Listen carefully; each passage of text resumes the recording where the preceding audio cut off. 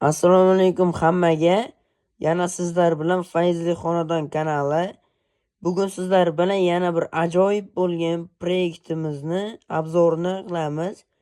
Va albatta obzorimizni boshlashimizdan oldin kanalimizga obuna bo'lib qo'yishni unutmang. Qanunda boshladik. Uyimizning eni 18 metr, bo'yi 15-20 metr. Bismillahirrohmanirrohim deb uyimizga kira olamiz. O'ng qo'lda 360 ga 7 metr bo'lgan mehmonxonamiz.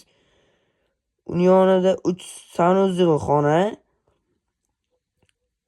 Tepada esa 4 metrga 4 metr bo'lgan ota-onalar xonasi, ichkarida alohida dush ham bor.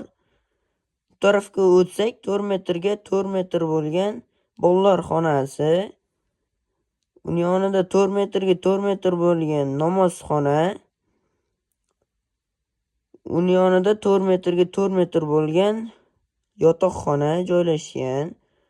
Ichkarida alohida dush ham bor. Va bu yerda sanuzel xona. Bu tarafga o'tganda 360 ga 7 metr bo'lgan ikkinchi mehmonxonamiz joylashgan. Va bu yerda 450 ga 5 metr bo'lgan oshxonamiz. Ikkita mehmonxonada ham bu tarafida eshik va zinalari bor. Shu bilan obzorimiz tugadi.